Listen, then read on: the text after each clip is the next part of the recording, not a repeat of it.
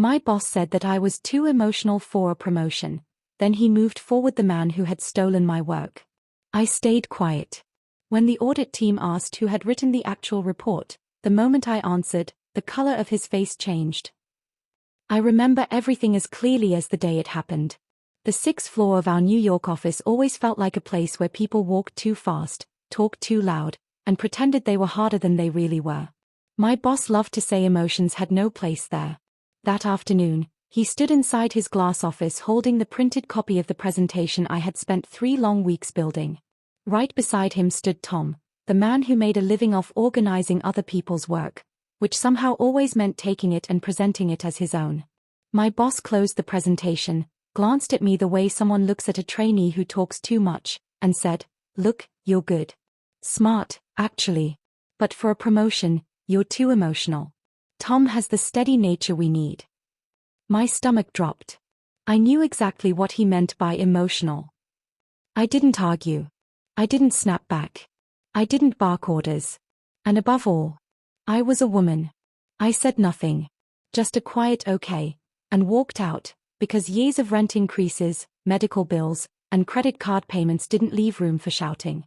I had learned from my mother that silence can be a shield, even when it hurts like hell. But silence breaks people too, and that day I wasn't sure which direction it was pushing me toward. Tom had stolen my work. I knew it. They knew it. I had written every line, every chart, every regression model. Every night I came home, opened the fridge for no reason, and stood there wondering why I kept doing all this.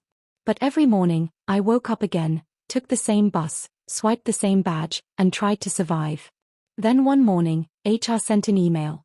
The audit team requires verification for reports from the last 2 years. Please submit detailed contribution lists. That message shook the fake confidence right out of Tom. He came to my desk acting like we'd always been close friends. "Hey, could you just make sure your name doesn't show up too much?" he said with that annoying half-laugh. "They get confused when multiple people claim the same work." I looked straight at him. "Who gets confused? The audit team or you?" He froze. There was something in my voice he wasn't used to hearing. "Relax," he tried again. "It's just process." I knew what process meant in corporate language. Small people do the work, big people take the credit. Then came audit day. The conference room had cold white walls, a giant TV screen, and a table polished like it was never meant to be touched.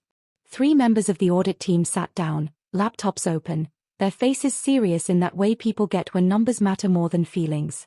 They started with Tom. 4-page 47, cost variance analysis, who authored it? Tom answered the way he always did, smooth and easy. "Yeah, I compiled most of that." I cut in. Not loudly. Not angrily. Just clearly. "I wrote that analysis." The room fell silent. Tom's face drained like someone had unplugged him. The audit lead nodded. "And the regression charts in section 5. "Mine," I said. "The forecasting model." "Mine." "The risk projections for Q4. "Mine." With every answer, Tom seemed to shrink. His shoulders dipped. His palms started rubbing together. He looked like he wanted to fold himself into the chair and disappear. For the first time in years, my heartbeat felt steady, not scared. This wasn't anger. It wasn't revenge. It was truth, and truth doesn't need to scream to be powerful. The audit team turned to my boss. "It seems contributions were misreported." That moment, when his breath caught, his jaw tightened, and he slammed the reports shut like the world had fallen on him, is a moment I'll never forget. Tom didn't wait for the meeting to end. He practically ran out of the room. My boss, looking nothing like the confident man from earlier, called me into his office. "Why didn't you tell me?" he asked, sounding genuinely confused. "You never asked," I replied. He sank into his chair, rubbing his forehead. "You did all that work, and stayed quiet."